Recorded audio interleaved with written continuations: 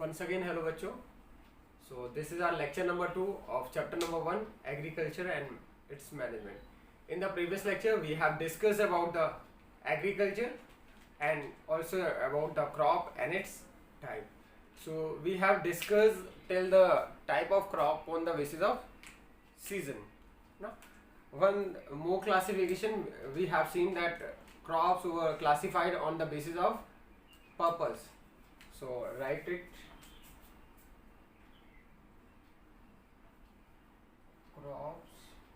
First one was on the basis of season, and second one, which we will discuss today, it's a crop on the basis of purpose for which it has been grown. Clear? तो किस purpose क्या है crop grow करने का, उसके basis पे भी crop के टाइप्स होते हैं, और सीजन के बेसिस पे हमने देख लिया 3 तरीके थे. कौन कौन से?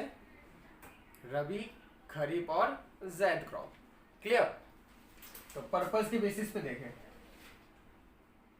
क्रॉप को मेनली 2 पार्ट में क्लासिफाई किया गया. Food crop and cash crop. जो ऐसे क्रॉप होते हैं जो कंजप्शन के लिए ग्रो करे जाते हैं वो फूड क्रॉप कहलाते हैं, और कैश क्रॉप क्या है जो पैसे के लिए किए जाते हैं, इनकम के लिए किए जाते हैं. ठीक है, तो फूड क्रॉप के एग्जांपल चलिए बताइए क्या हो सकते हैं. जितने भी गार्डन में हम लोग लगाते हैं ना, प्लांटिंग करते हैं, प्लांटेशन करते हैं, वो सब सारे किसके लिए करते हैं? फूड के लिए करते हैं. तो सारे फूड क्रॉप होंगे, जैसे आपके क्या हो जाएंगे, गार्ड्स हो जाएंगे, कुकुम्बर हो जाएगा, ये सब सारी चीज़ें क्या फूड क्रॉप है. ठीक. कैश और आपका वीट और राइस भी फूड क्रॉप में आएगा, क्योंकि वो जनरली फूड के लिए फार्मर किस लिए इस्तेमाल कर मतलब ग्रो करता है, जनरली अपने खाने के लिए. ठीक. कैश क्रॉप की बात करें तो कैश क्रॉप में सबसे मेन है शुगर केन. शुगर केन केवल पैसे के लिए ही ग्रो किया जाता है, मतलब उसको बेचने के लिए ही ग्रो किया जाता है ना. हाँ, कमर्शियल यूज़ के लिए किया जाता है. और अगली बात करें जूट है, और कॉटन भी हो सकता है. सो ये सारे जो क्रॉप है मतलब कमर्शियल वैल्यूज़ के लिए जो ग्रो कराया जाए वो कैश क्रॉप कहलाएंगे. जो कंजप्शन के लिए यूज़ हो वो फूड क्रॉप कहलाएंगे. बात समझ में आई? तो लिख लें, दोनों में लिखना क्या है. इसमें फूड क्रॉप में लिखिए those crops which are grown for consumption, which are grown for consumption.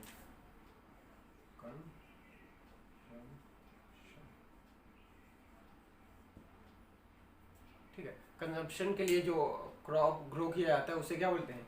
Food crop. Example लिख लें, कुकुम्बर हो गया. ठीक है, वो जितने भी गार्ड्स हैं वो तो वही हैं, साथ साथ आपका राइस हो गया ना, और आपका वीट हो गया. ये सब क्या है? Food crop. मीन जितने भी सीरियल्स और पल्सेस हैं मेनली ग्रोन फॉर फूड, या फिर बोले कंजप्शन. ठीक है, कंजप्शन के लिए किया जाता है. कैश क्रॉप पे आए तो कैश क्रॉप में लिख लीजिए, लिखिए those crops which are grown for commercial purpose. Which are grown for commercial purpose means जो व्यावसायिक पर्पस के लिए मतलब ग्रो कराया जाए उसे क्या बोलेंगे? Cash crop. एग्जाम्पल लिख लें, sugar cane, cotton, jute, etcetera. बात क्लियर हुई? तो कैश क्रॉप और फूड क्रॉप आपको समझ में आ गया होगा. हाँ, और रबी, खरीफ और ज़ैद क्रॉप जो था सीजन के बेसिस पे क्रॉप को क्लासिफाई किया गया था, यहाँ पर्पस के बेसिस पे क्लासिफाई किया गया. ठीक है, तो 2 तरीके की क्लासिफिकेशन इस क्रॉप्स के हमने देख लिए. समझ आ गया? तो ये हमने कर ली क्रॉप की बात. अब आगे हम लोग बढ़ेंगे, चैप्टर में फर्दर प्रोसीड करेंगे. अब हम लोग पढ़ने वाले हैं एग्रीकल्चरल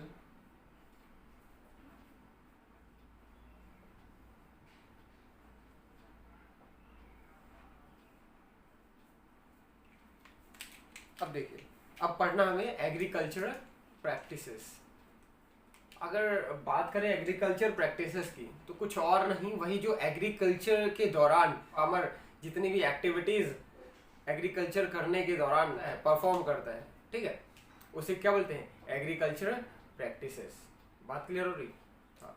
तो एग्रीकल्चर प्रैक्टिसेस को समझने के लिए हम एक एग्जांपल लेते हैं और समझते हैं। जैसे मान लेते हैं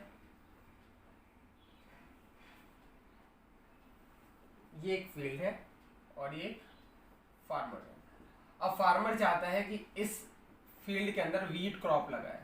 कौन सा क्रॉप लगाए? वीट क्रॉप, ठीक है। वीट क्रॉप मतलब समझ रहे हैं? वीट मतलब समझ ही आ रहा होगा, क्रॉप मतलब एक जैसे प्लांट, तो वीट क्रॉप इसमें लगाना चाहते हैं, ठीक है।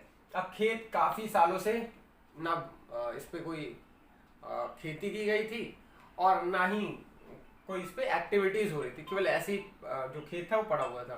तो खेत अगर ऐसे ही फैलो पड़ा रहा होगा तो उसमें क्या हो जाएंगे, आ गए होंगे बहुत सारे वीड्स ग्रो कर गए होंगे, बहुत सारे अनवांटेड प्लांट्स ग्रो कर गए होंगे, जैसे ग्रासेस है ना, एमारेंथस है, ये सब इसमें ग्रो कर गए होंगे।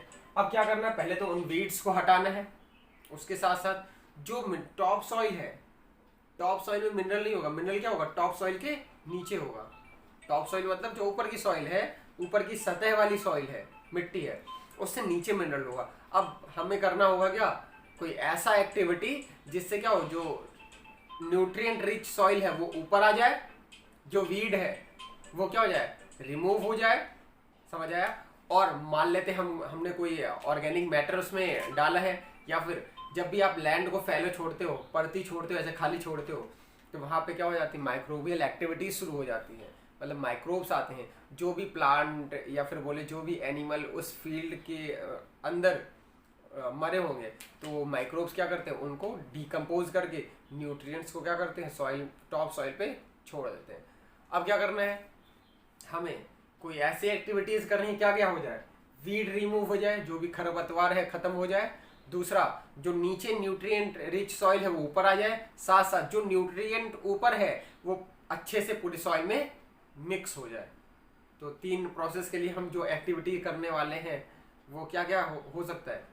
पहला है वीड को रिमूव करना है, टॉप सॉइल को ऊपर लाना है, और जो भी ऑर्गेनिक मैटर है उसको अच्छे से मिक्स करना है, ठीक है। तो इसके लिए हम लोग करते हैं क्या, प्लगिंग। क्या करते हैं, प्लगिंग। प्लगिंग मतलब होती है जुताई। तो खेतों की फार्मर क्या करेगा, पहले इस खेत की जुताई कराएगा, ठीक है, इसको जुतवाएगा, ठीक है, प्लगिंग कराएगा। प्लगिंग कराने के बाद इसमें क्लम्प्स बन जाते हैं, मतलब जो भी टॉप सॉइल के नीचे वाली मिट्टी होती है उसमें मॉइस्चर होता है। जैसे आप जुताई करते हो, मतलब जैसे ही हल लगता है फील्ड के अंदर, क्लम्प्स बन जाते हैं, मतलब मिट्टी एक दूसरे में क्या चिपक के क्लम्प्स बना लेती है, बड़े बड़े पत्थर या टीले बना लेती है। अब क्या करना है, उस पत्थर को भी खत्म करना हमें, क्योंकि प्लगिंग के बाद हमें क्या, इस जो फील्ड है, जो फील्ड की सॉइल है, उसको भी क्या करना है, बिल्कुल प्लेन करना है। क्लियर? तो ताकि जो क्लम्प्स है इसको क्या तोड़ते हैं हम लोग, ब्रेक करते हैं with the help of wooden stock. Wooden stock की मदद से हम क्या करते हैं, उसको तोड़ देते हैं, ठीक है। इस प्रोसेस को बोलते हैं लेबलिंग। क्या बोलते हैं, लेबलिंग। तो पहले प्लगिंग कराई जाएगी, फिर क्या होगा, लेबलिंग। देखो, प्लगिंग और लेबलिंग साथ साथ होता है। कभी देखा हो, अगर आप मतलब फार्मर फैमिली से बिलोंग करते होगे तो देखा होगा कि जो ट्रैक्टर होता है उसमें हल के पीछे एक बड़ा सा वुडन स्टॉक रखा होता है ना, लकड़ी का लठ रखा होता है ना, हाँ, जिसको सरान कहते हैं ना। फिर क्या करते हैं, जब जुताई होती है उसके बाद सरान को नीचे रख देते हैं, उस पर बैठ जाते हैं। तो बैठ जाने का मतलब है वेट बढ़ जाएगा, तो जो क्लम्स है वो अच्छे से फूट जाएंगे ना, जो मिट्टी के टीले बने थे वो अच्छे से टूट जाएंगे। बात समझ में आ रही? तो पहले प्लगिंग किया, जुताई, अब जो टीले बने उनको तोड़ दिया। तो यहाँ से हमने बनाया सॉइल। तो पहले हमने क्या बना लिया, सॉइल का प्रिपरेशन कर दिया। तो फार्मर ने सबसे पहले क्या किया था, प्लगिंग कराया, लेबलिंग, ये दोनों कहलाता है, किसके अंदर आता है, प्रिपरेशन ऑफ सॉइल के अंदर। प्रिपरेशन ऑफ सॉइल, या फिर इसको बोल सकते हैं सॉइल फॉर्मेशन। तो पहले मिट्टी बनाएगा ना, सॉइल को प्रिपेयर करेगा एग्रीकल्चर के लिए, प्रिपेयर कर लिया, ठीक है। अब ये करने के बाद अब सोचो, ये जो लैंड है इसमें हो सकता है मिनरल की क्या हो, डेफिशिएंसी हो, मिनरल की क्या हो, डेफिशिएंसी हो।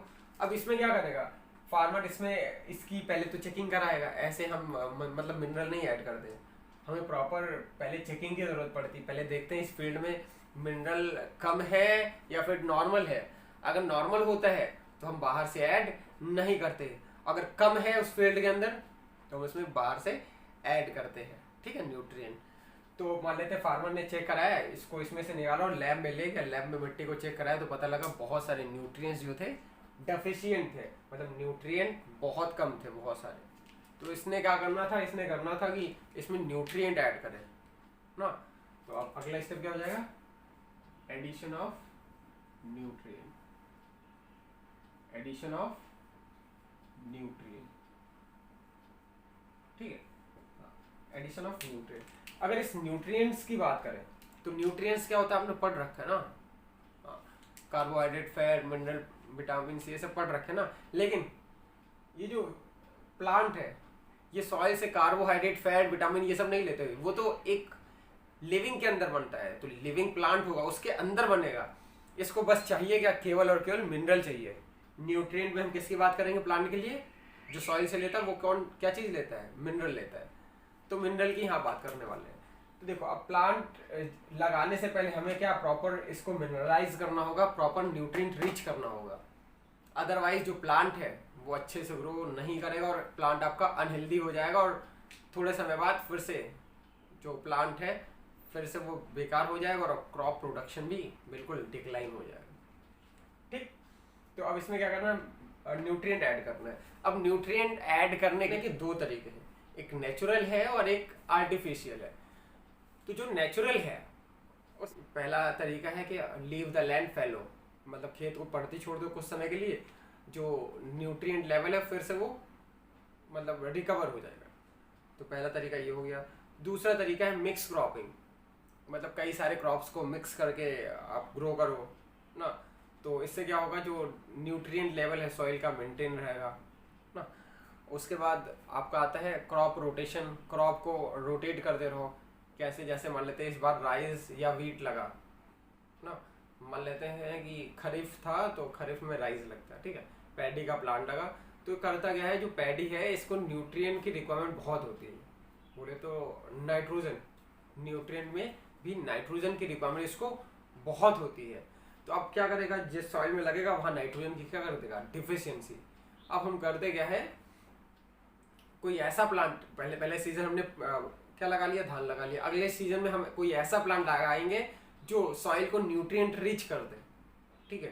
तो इसको बोलते हैं क्रॉप रोटेशन। पहले एक सीजन में दूसरा क्रॉप लगाया, अगले सीजन में जो सॉइल की फर्टिलिटी है उसको फिर से रिगेन करने के लिए या फिर बोले रिटेन करने के लिए हम कोई ऐसा प्लांट बनाते हैं, मतलब प्लांट लगाते हैं जिससे क्या हो जाता है, सॉइल की फर्टिलिटी फिर से मेंटेन हो जाती है, ठीक। तो पैडी जब लगाया था, जब धान लगाया था तो नाइट्रोजन डेफिशिएंट हुआ था, तो अब लगाएंगे क्या, लेग्यूमिनस प्लांट। लेग्यूमिनस प्लांट जो होते हैं मतलब फली वाले पौधे, जैसे मटर हो गया, ठीक है, जितनी भी पल्सेस है ना, कोई भी इनमें से प्लांट लगाओगे, जैसे अरहर लगा दिया या फिर मान लेते पी लगा दिया, तो करता क्या है, ये इनके जो भी लेग्यूमिनस है इनके रूट में होते हैं नोड्यूल्स, नोड्स पाए जाते हैं, उसके अंदर होता है बैक्टीरिया जिसका नाम होता है राइजोबियम। अब राइजोबियम क्या करता है, जिस एरिया में रहता है उस एरिया को नाइट्रोजन रिच कर देता है। तो जब भी तुम लेग्यूम प्लांट लगाओगे तो सॉइल को क्या कर देगा, नाइट्रोजन रिच कर देगा, क्योंकि उसके पास होता है राइजोबियम, ठीक है, उसके रूट्स में। बात समझ में आ रही है। तो अब ये क्रॉप रोटेशन तरीका था। अगला है मैन्योरिंग, खाद डाल के, ठीक है। अब मैन्योरिंग जो है, दो तरीके के मैन्योर हो सकते हैं।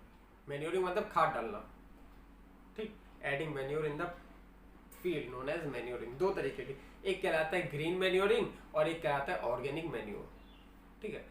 तो ग्रीन मैन्योर जो है वो क्या होता है, ग्रीन मतलब प्लांट से है, मतलब जब फील्ड के अंदर हम प्लांट से ही खाद बना लेते हैं वो कहलाता है ग्रीन मैन्योर, ठीक है।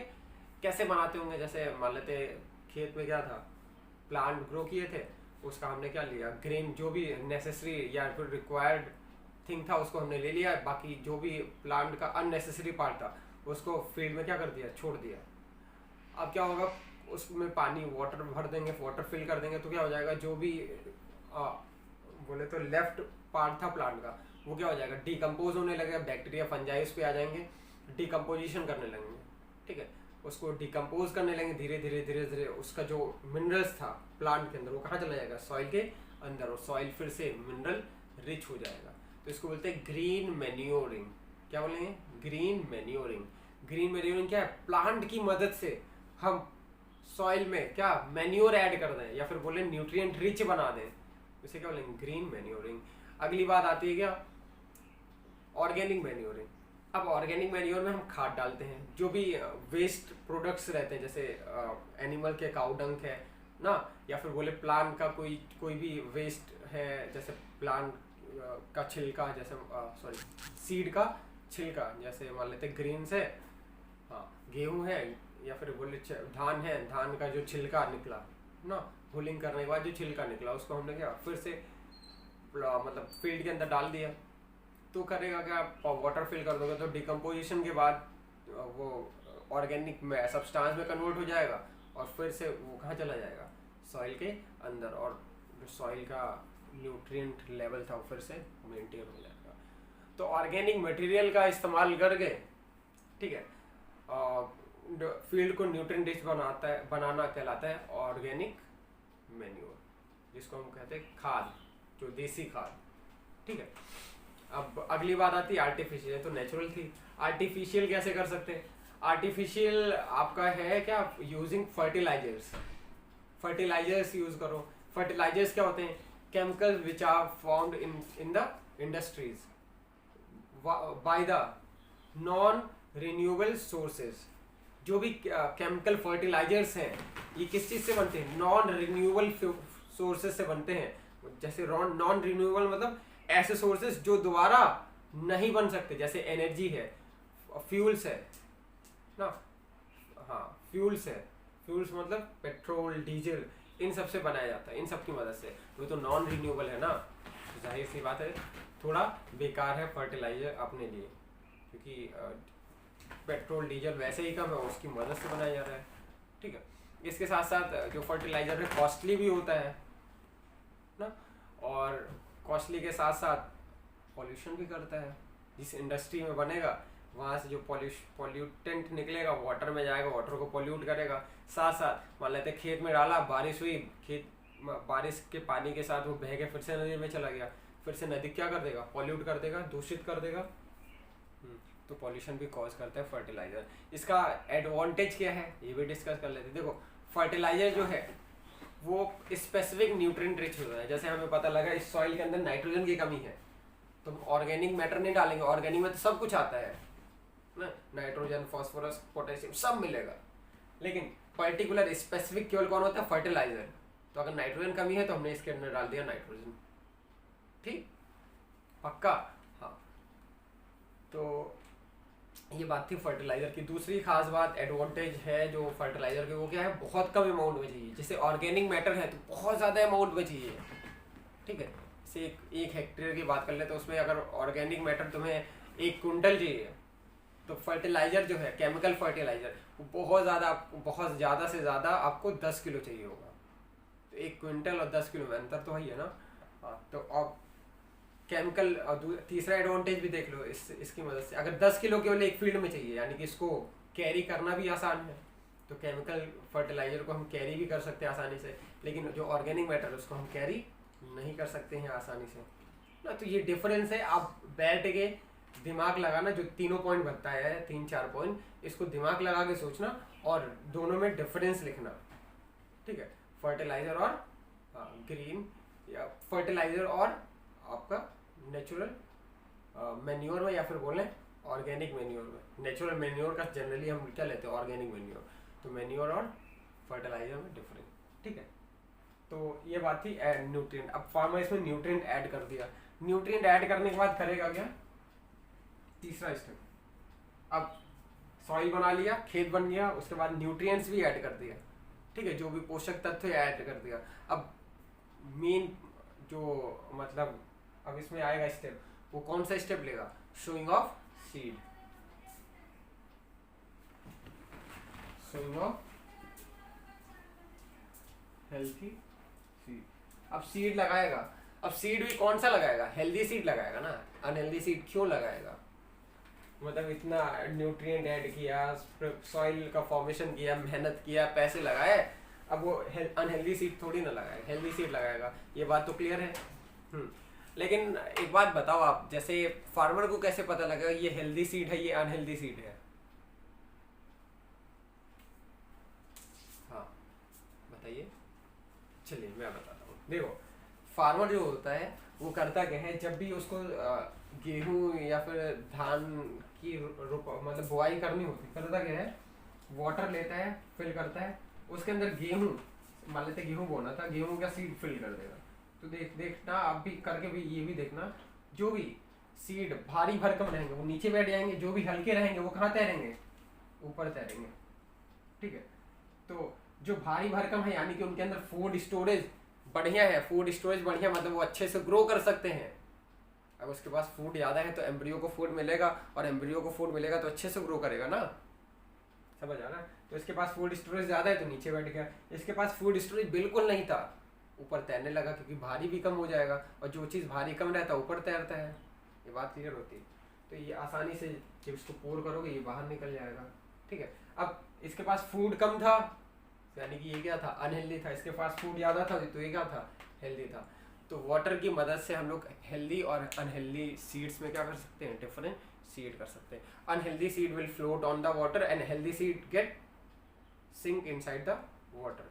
तो जो हेल्दी सीड है वो डूब जाएगा और जो भी अनहेल्दी सीड है वो फ्लोट करेगा। बात क्लियर हुई? तो हेल्दी और अनहेल्दी सीड ऐसे देख लिया। इसके साथ साथ फार्मर ऐसे सीड लेते हैं जो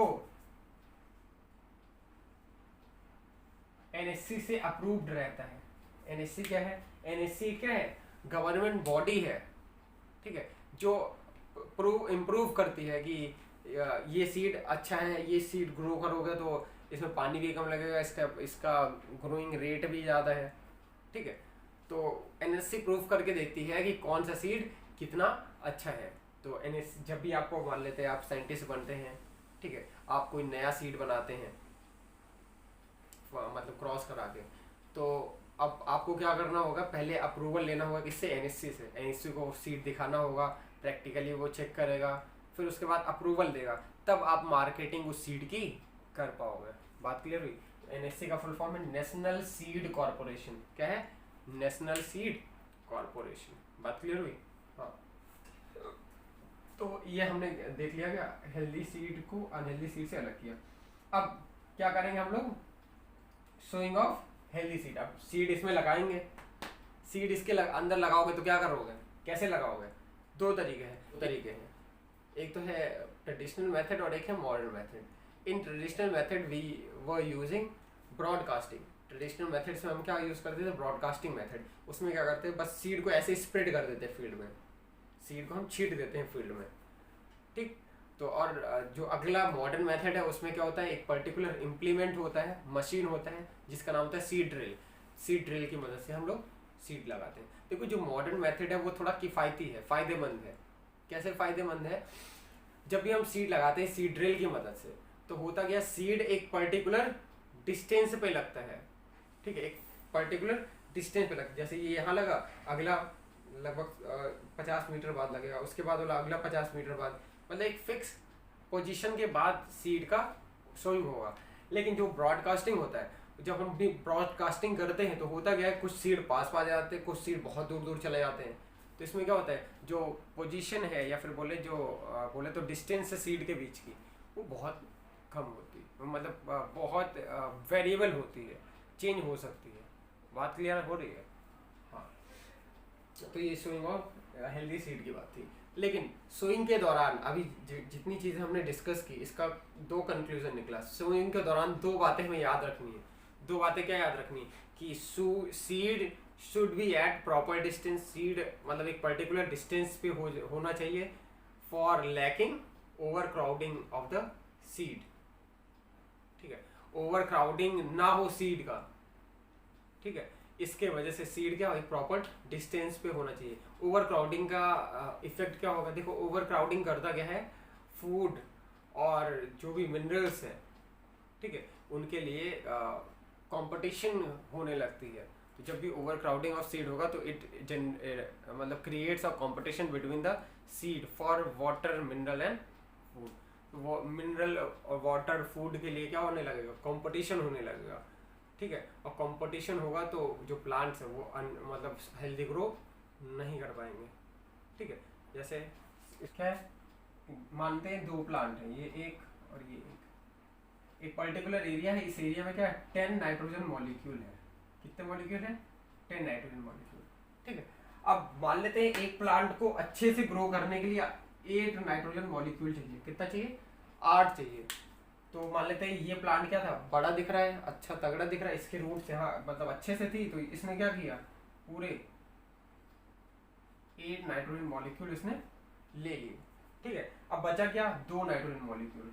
अगर ये लेगा 2 नाइट्रोजन मॉलिक्यूल, क्या अच्छे से ग्रो कर पाएगा, नहीं ग्रो कर पाएगा। यानी कि ये वाला सीड जो था आपका बेकार हो गया, क्योंकि ये सीड थोड़े दिन ग्रो करेगा, प्लांट निकलेगा, लेकिन प्लांट को नाइट्रोजन नहीं मिलेगा तो डिस्ट्रॉय हो जाएगा ना। तो आपका सीड का वेस्टेज हो गया पहली बात, ठीक। और भी एक कंडीशन हो सकती थी, दूसरी क्या, 10 नाइट्रोजन मॉलिक्यूल थे, सेम कंडीशन है, ठीक। 8 चाहिए थे अच्छे से ग्रो करने के लिए। एक कंडीशन ये भी तो हो सकता है, कंडीशन क्या हो सकता है, हो सकता है ये कि ये 5 ले ले और 5 ये ले ले। अगर दोनों का कंपटीशन लगभग बराबर तो 5-5 दोनों मिल जाएगा। अच्छे से ग्रो करने के लिए कितना चाहिए था, 8, इसको कितना मिला 5, इसको कितना मिला 5, 5-5 मिला, मतलब कम मिला ना, कम मिला न्यूट्रिएंट, तो फिर से क्या हो जाएगी, डेफिशिएंसी डिसीज होने लगेंगी और प्लांट फिर से क्या हो जाएगा, डिस्ट्रॉय हो जाएगा, क्रॉप का जो प्रोडक्शन है वो डिक्लाइन हो जाएगा। यानी कि ये दोनों सीड ही इस बार खराब हो गए। ऐसे ही पूरे खेत में अगर हो गया तो क्रॉप क्या हो जाएगा, पूरा डिक्लाइन हो जाएगा, क्रॉप प्रोडक्शन डिक्लाइन हो जाएगा, यानी कि पूरी जो इतनी मेहनत है हम लोगों की सारी चौपट हो जाएगी। तो इसके लिए हमने क्या करना है, हमने प्रॉपर डिस्टेंस पे सीड को शो करना है, ताकि क्या हो, मिनरल वाटर के लिए कंपटीशन ना हो सीड के बीच में ना। कंपटीशन नहीं होगा तो प्लांट भी हेल्थी ग्रो करेंगे, ठीक है। ओवर क्राउडिंग को रोकने के लिए हम क्या करते हैं, सीड ड्रिल का इस्तेमाल करते हैं, ठीक।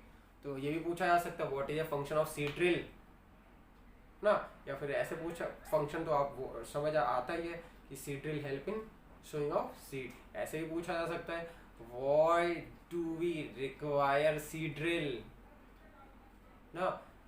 तो सीड ड्रिल क्यों रिक्वायर है, because it sow the seed at a particular distance. बात समझ में आई, हाँ। तो ट्रेडिशनल मेथड का जो पहला ड्रॉबैक था वो हमने समझ लिया। तो सीड शो करने के लिए पहली बात हमें ध्यान रखनी होगी कि सीड के बीच में प्रॉपर डिस्टेंस होना चाहिए।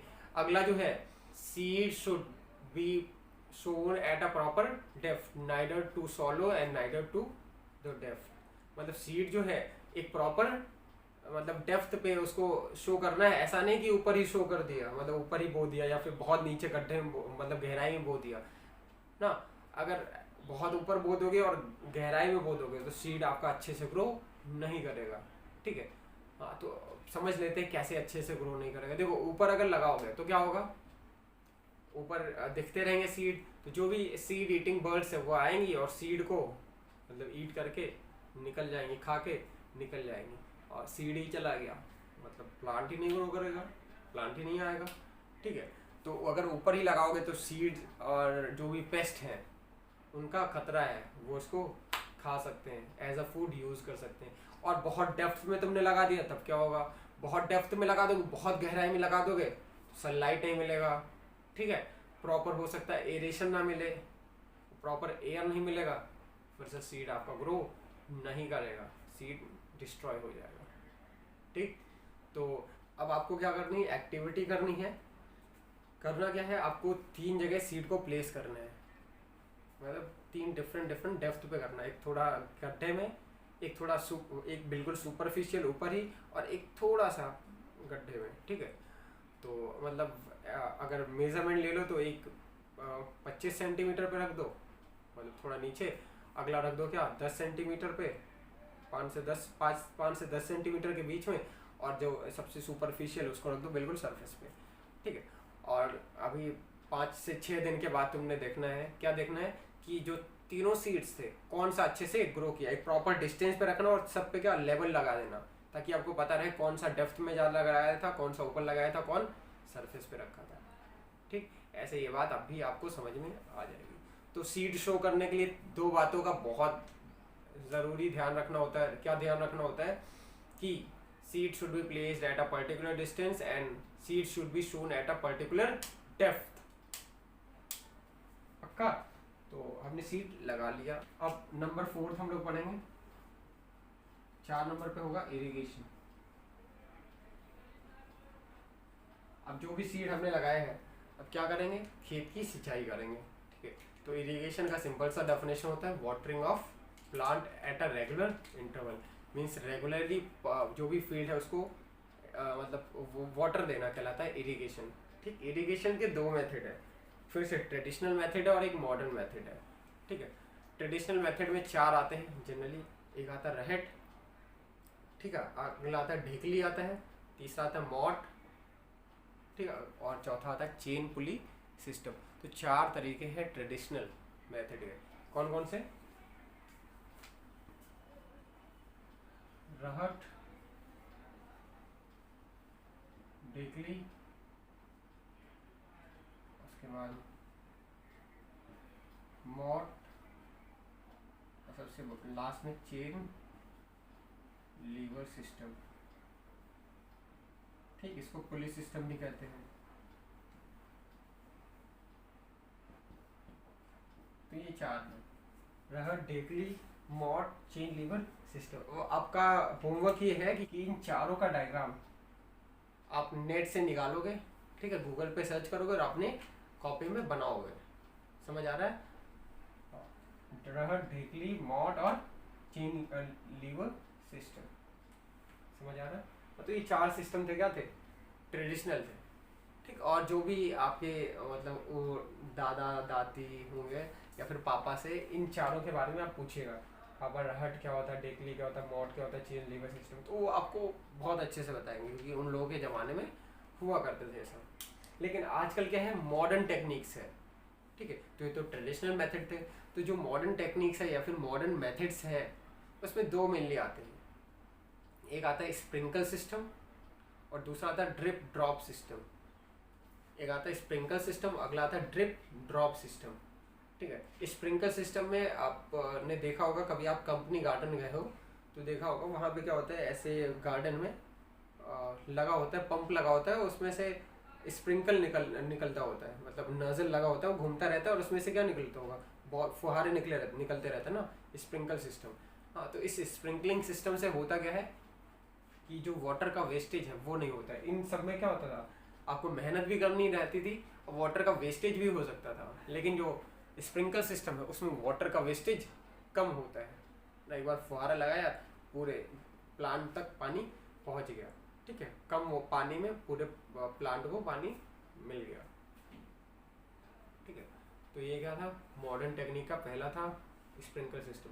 लेकिन स्प्रिंकल सिस्टम में भी अभी भी थोड़ी कमी थी, वाटर का वेस्टेज अभी भी होता था। जैसे मान लेते छोड़ दिया खुला तो होता क्या था कि बार बार स्प्रिंकल निकल रहा है और मान लेते आप भूल गए तो पानी का वेस्टेज तब भी हो जाता था ना। तो अब एक और नया सिस्टम बनाया गया, ड्रिप ड्रॉप सिस्टम। क्या बनाया गया, ड्रिप ड्रॉप सिस्टम। देखो ड्रिप ड्रॉप सिस्टम में होता क्या है, ऐसे पूरा पाइपलाइन रहेगी, मान लेते यहाँ प्लांट है तो एक पर्टिकुलर डिस्टेंस पे पाइपलाइन में क्या होगा, होल्स होंगे। ठीक है, इन जैसे यहाँ पे होगा, जैसे पानी जाएगा ये होल्स ओपन हो जाते हैं।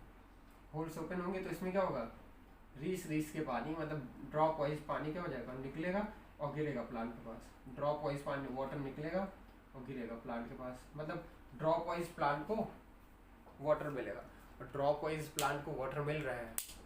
तो यहाँ से हमें दिख रहा है कि वाटर का वेस्टेज अब होने वाला नहीं है, तो यहाँ से वाटर का वेस्टेज भी नहीं होता है। बात समझ में आ रही है? पक्का? तो अब चौथा क्या हो गया, इरिगेशन। इरिगेशन करने के बाद आप देखोगे कि जो हेल्दी सीड था ये जब ग्रो करेगा इसके साथ बहुत सारे प्लांट ऐसे निकलेंगे जो हमारे काम के नहीं रहेंगे, तो उन्हें हम क्या बोलते हैं, वीड। क्या बोलते हैं, वीड। तो unwanted plant which is grown with the crop is known as weed. तो अब प्रोटेक्ट करना, हमें क्या प्रोटेक्ट करना है, हमने प्रोटेक्ट करना है जो भी हमारा क्रॉप निकल रहा है। तो protection of crop from weeds, ठीक है। अब क्रॉप को क्या करना है, प्रोटेक्ट करना है, किससे, वीड से, खरपतवार जो निकलेगा उससे प्रोटेक्ट करना है। क्यों प्रोटेक्ट करना है, फिर से वही जो हमने बताया था जब सीड को शो कर रहे थे, तो एक पर्टिकुलर डिस्टेंस चाहिए था, नहीं तो ओवर क्राउडिंग होती थी और क्या होता था, कंपटीशन होता था, प्लांट अच्छे से ग्रो नहीं कर पाएगा। अब सोचो प्लांट के आस पड़ोस में वीड जब निकल आएंगे, खरपतवार निकल आएगा, तो फिर से कंपटीशन होने लगेगा, कंपटीशन होगा, न्यूट्रिएंट्स ज़्यादा से ज़्यादा खरपतवार जो वीड्स है, क्योंकि उनका नंबर ज़्यादा है, वही सब ले लेंगे, तो प्लांट क्या हेल्थी ग्रो कर पाएगा, नहीं ग्रो कर पाएगा, नहीं ग्रो कर पाएगा, तो मतलब आपका प्रोडक्शन जो है क्रॉप का वो भी डिक्लाइन हो जाएगा। बात समझ में आ रही। तो अगर आपको क्रॉप हेल्दी बनाना है, क्रॉप का प्रोडक्शन इंक्रीज कराना है, तो इस वीड को हटाना है। अब वीड को हटाने के मेथड को बोलते हैं weeding. So removal of weed from the field known as weeding, weeding, ठीक है। तो अब हमने क्या बचा करना है कि वीड को हटाना है। तो वीड को हटाने के भी दो मेथड मेनली हो सकते हैं। एक तो हो सकता है आपका क्या, ट्रेडिशनल मेथड, फिर से वही, या फिर बोले मैनुअल, ठीक है, मैनुअल तरीका, और अगला हो सकता है यूजिंग केमिकल्स। हाँ, तो दो तरीके हो सकते हैं, एक मैनुअल और एक यूजिंग केमिकल्स। मैनुअल क्या है कि हम मैनुअली उसको निकालें, मतलब खेत में जाए और एक एक वीड को पकड़ के, मतलब उखाड़ के, उसके रूट से उखाड़ के उसको फेंक दें। उसमें हम किसका इस्तेमाल कर सकते हैं, खुरपे का इस्तेमाल कर सकते हैं, ठीक है, हाँ, और कुदाल का इस्तेमाल कर सकते हैं ना, हौरों का इस्तेमाल कर सकते हैं। तो इन सारी चीज़ों का इस्तेमाल करके हम क्या कर सकते हैं, इस वीड को बाहर निकाल सकते हैं। तो ये तो मैनुअल मेथड था, मतलब एक एक उठा के सारे वीड्स को रूट वाइज उसको रिमूव कर देना प्लांट, मतलब फील्ड से। तो वीडिंग का पहला मेथड था। दूसरा मेथड है यूजिंग केमिकल फर्टिलाइजर्स। अब देखो दो मेथड क्यों बने, यानी कि पहले मेथड में कोई कमी रही होगी तभी तो दूसरा मेथड आया। पहले मेथड में क्या कमी हो सकती है, कौन बताएगा? चलो ये बात आप सोच के कमेंट बॉक्स में लिख दीजिएगा, और जिसको आएगा वो मेरे व्हाट्सएप नंबर पे भी व्हाट्सएप कर देगा, ठीक है। हिंट मैं दे दे रहा हूँ। अगर मान लेते हैं आप वीड को निकाल रहे हो, मतलब उखाड़ रहे हो, काट रहे हो, तो कहीं और अलग पे भी लग सकता है ना, जो भी आपका खुरपी है, ठीक है। आप समझ गए होगे, हिंट मैंने दे दिया। बाकी आप सोच के आप कमेंट बॉक्स में राइट कर दोगे और पर्सनल मेरे पे व्हाट्सएप भी कर दोगे, ठीक। तो पहला मेथड था मैनुअल, मैनुअल में कमी आपको लिख के भेजना हमने, ठीक है।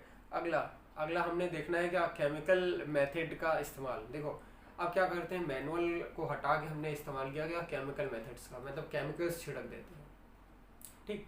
अब ये जो केमिकल्स होते हैं ये वीड को खत्म करते हैं, वीड को मार देते हैं। तो ऐसे केमिकल को हम लोग बोलते हैं वीडीसाइड।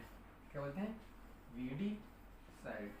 तो chemicals which are use for removing weeds known as weedicide. देखो वीडी मतलब होता है वीड्स से रिलेटेड है, और साइड मतलब होता है पॉइजन। साइड मतलब पॉइजन, या फिर साइड मतलब डेथ भी ऐसे समझ सकते हो, साइड मतलब डेथ, ठीक है। तो वीड के लिए जो पॉइजन होते हैं वो वीडीसाइड कहलाते हैं। बोले जो वीड को मार देते हैं वो क्या कहलाते हैं, वीडीसाइड कहलाते हैं। तो वीडीसाइड मतलब वीड, और साइड मतलब डेथ है, ऐसे समझ सकते हो ना। हाँ, तो वीडीसाइड समझ आ गया होगा। जैसे सुसाइड वर्ड होता है, सु मतलब क्या होता है सेल्फ, साइड मतलब डेथ, जो खुद को ही मार ले, खुद के लिए घातक बन जाए, सुसाइड कहलाएगा वो अटेम्प्ट। अब ये वीडीसाइड क्या होगा, वीड मतलब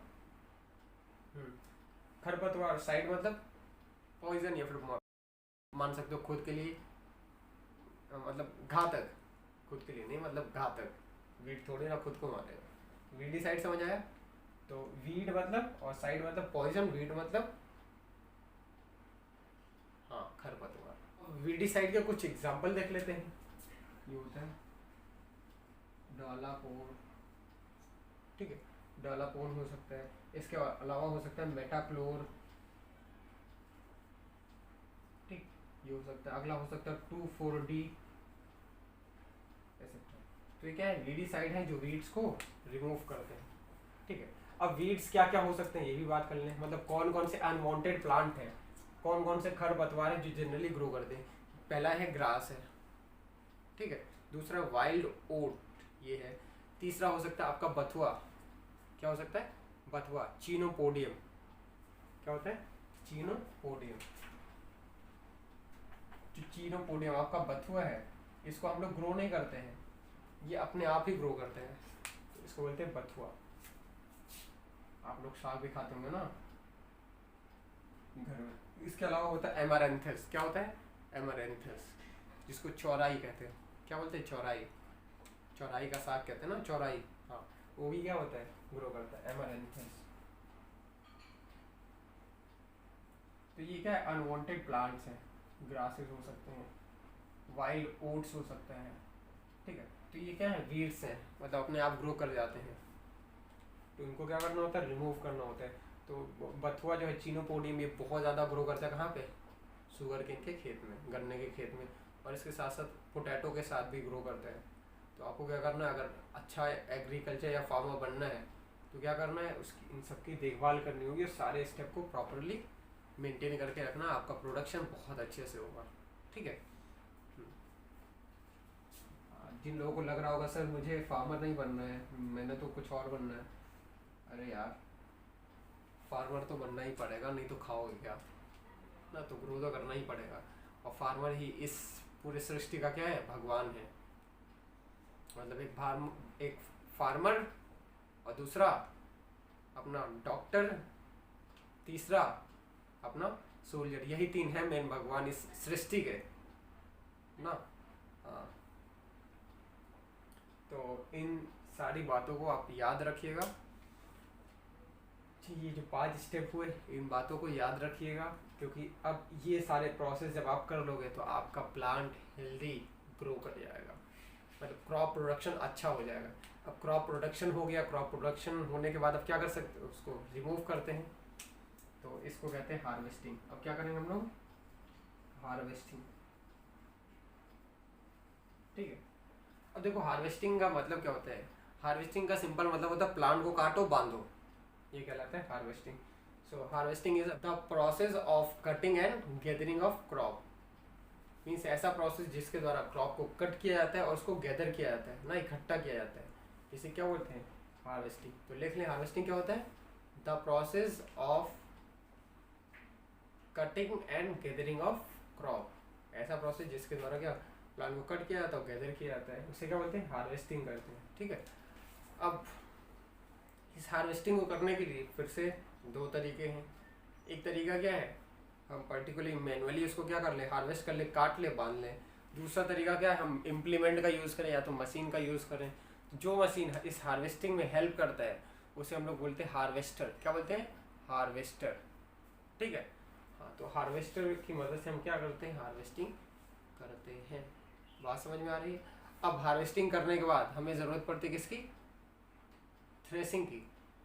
किसकी ज़रूरत पड़ती है, थ्रेसिंग, मतलब जो भी प्लांट पार्ट है उसको क्या करते हैं हम लोग, फूड ग्रेन से अलग करते हैं, ठीक है।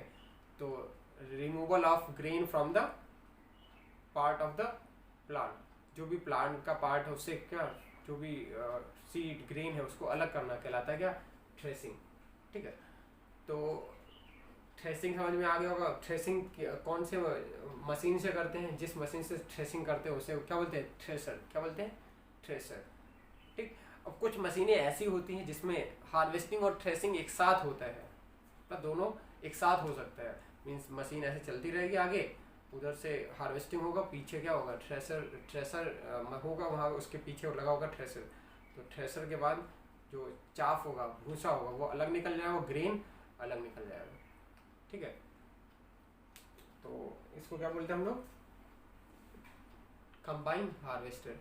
तो ऐसा मशीन जिसमें क्या हार्वेस्टर और आपका थ्रेशर दोनों एक साथ हो, ठीक है, उसे क्या बोलते हैं, कंबाइन हार्वेस्टर, ठीक। देखा हुआ जो पंजाब वाली मशीनें आती हैं बड़ी बड़ी, और वो क्या होती है, कंबाइन हार्वेस्टर, मतलब आगे थ्रेसिंग, मतलब आगे हार्वेस्टिंग करेंगे, पीछे थ्रेसिंग होगा, और आपका जो फूड ग्रेन है वो आपके प्लांट पार्ट से क्या हो जाएगा, अलग हो जाएगा। तो थ्रेसर या फिर बोले थ्रेसिंग का डेफिनेशन क्या होगा, removal of food grain from the plant known as threshing.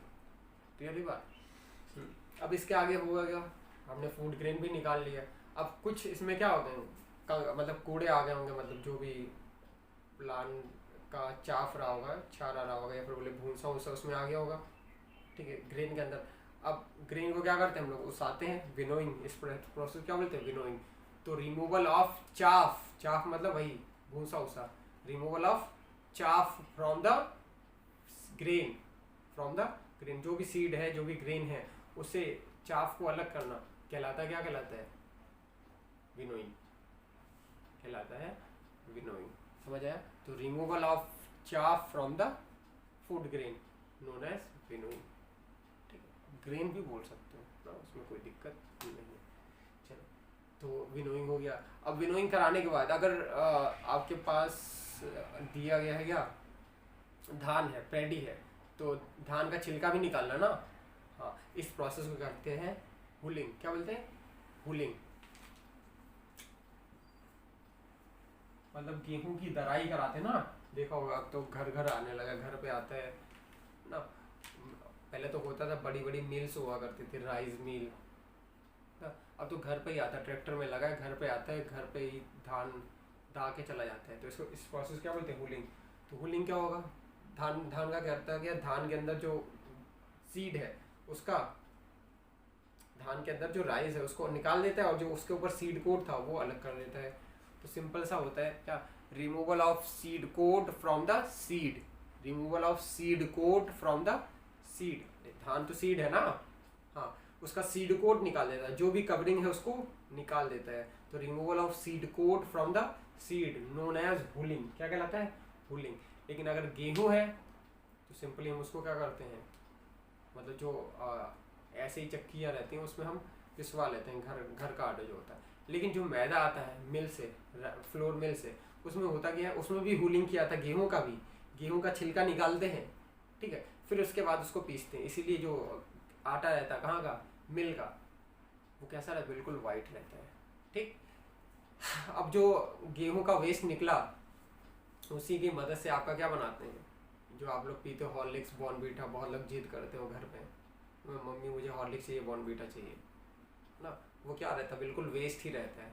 और मतलब खाली चॉकलेट फ्लेवर डाल के वेस्ट आपको खिलाते हो, पैसा लेते हैं कितना, 300 रुपये 400 रुपये चार्ज करते हो वेस्ट खिलाने का। तो जो उसमें टीवीज़ में दिखाता है उस पर बिल्कुल बिलीव ना किया करें, ठीक है, क्योंकि वो एक्टर्स को पैसा दे के वही बात बुलवाते हैं जो वो उसमें बोलते हैं, पैसा लेते हैं उसका बोलने का। ऐसा नहीं कि ऐसे ही बोल दिया उनको, मतलब उन्होंने पिया और वो हेल्दी हो गए, ऐसा थोड़ी ना है। उनको पैसा मिलता है, बस उनको बोलना है, उसको एडवर्टाइज करना है, ठीक है। तो अगर आप चाहते हो घर पे हॉर्लिक्स बॉर्नवीटा बनाना, तो पहले तो दलिया आपको जानते होंगे ना, दलिया आप बना सकते हो घर पे, मिलता भी मार्केट में। उसके अलावा आप घर पे भी हॉर्लिक्स बॉर्नवीटा बना सकते हो। कैसे, जितने भी नट्स हैं, काजू बादाम पिस्ता ना, इन सबको एक में पीस लो, पीसने के बाद थोड़ा थोड़ा एक एक चम्मच हल्का सा शुगर मिला के उसमें डाल लो, मिल्क में घोल लो, पियो, ठीक। और जितने लोग दुबले पतले हैं, जैसे कि हमारे छोटू भैया, समझ गए मैं कौन, विशेष ना, अर्पित, जिसान, और अगली है इंदु चौरसिया, और भी 3-4 है ना जो पतले दुबले हैं। अगर बढ़िया तगड़े होना है और मतलब अपने मेंटल ग्रोथ को भी कराना है, तो क्या करना है, जो मैंने बताया इसको घर पे आप बनाइए, ठीक है, हाँ, ताकि आपका मेंटल ग्रोथ भी और आपकी हाइट भी थोड़ी बहुत इंक्रीज तो हो ही जाएगी ना, क्योंकि ब्रेन डेवलप होगा, आपका हेल्थ भी क्या हो जाएगा, बढ़िया हो जाएगा। समझ आ रहा है? और एक बात और, 1 to 2 बनाना पर डे आपको लेना है, 1 से 2 बनाना हर रोज खाना है आपको। अगर आपका मेंटल डेवलप करना है, अपने आप को मेंटली प्रिपेयर करना है, उसके साथ साथ आपका हेल्थ भी बढ़िया होगा, ठीक। तो क्या लेना है, 2 glass milk and 2 bananas per day, मतलब 2 केला और 2 ग्लास मिल्क कम से कम दिन भर में आपको पीना है और खाना है, ताकि आप क्या मेंटली और हेल्थ भी आपकी बढ़िया हो। समझ आ रहा है? तो ये हार्वेस्टिंग की बात थी, हुलिंग और ये सब बात कर लिया, ठीक। अब हार्वेस्ट करने के बाद सबसे बड़ा जो चैलेंज है वो आता है क्या, कि आपको स्टोर करके रखना है, क्योंकि आपने सीड को ग्रो कराया, क्रॉप ग्रो किया ना, और क्रॉप से फिर से आपको फूड क्रॉप मिल गया, ठीक, मतलब सीड मिल गया जो भी है। अब सीड को क्या करना है, स्टोर करना है। अगर सही से स्टोर नहीं किया, मतलब जो इतना मेहनत किया, खराब हो जाएगा, क्योंकि सीड खराब हो जाएगा, सीड खराब हो जाएगा तो क्रॉप भी खराब हो जाएगी। तो अब सीड को प्रिपेयर करना सबसे बड़ा चैलेंज होता है फार्मर के पास। तो फार्मर करता क्या है, पहले तो सीड को सुखाता है, सीड को सुखाते देखा होगा, जब भी निकलेगा धान गेहूँ तो उसको सुखाया जाता है। सुखाया क्यों जाता है, ताकि जो अनवांटेड वाटर है, ठीक है, जो मतलब सीड के चारों तरफ पानी है, सीड के पास एक्स्ट्रा पानी है, वो रिमूव हो जाए, क्योंकि वाटर रहेगा तब उस पर फंजाई और बैक्टीरिया आएंगे, ठीक है। अगर वाटर नहीं है तो फिर इस पर कोई भी पेस्ट नहीं आएंगे, कोई भी माइक्रो ऑर्गेनिज्म नहीं आएंगे। तो पहले उसको सुखाते हैं, फिर सुखाने के बाद उसको स्टोर करते हैं, ठीक है। बड़े बड़े ग्रेनरीज हैं या सीलोज होते हैं, उस वहाँ पे स्टोर करते हैं। और स्टोरेज जो एरिया होता है मेनली हम लोग बनाते हैं कहाँ पे, जहाँ पे जो भी डंप होता है उससे दूर, समझ आ रहा है, मतलब जहाँ पे कूड़े वाला डंप है उससे दूर, क्योंकि जहाँ पे कूड़े वाला डंप होता है वहीं पे होते हैं क्या, माइक्रो ऑर्गेनिज्म भी ज़्यादा होते हैं, उसके साथ साथ चूहे और जितने भी इंसेक्ट हैं वहीं आस पड़ोस में ज़्यादा होते हैं ना। तो जहाँ भी डंप होता है कूड़े का, उससे हम लोग दूर बनाते हैं ग्रीनरी, ठीक है। इसके अलावा हम लोग केमिकल का भी इस्तेमाल करते हैं, जिसको हम बोलते हैं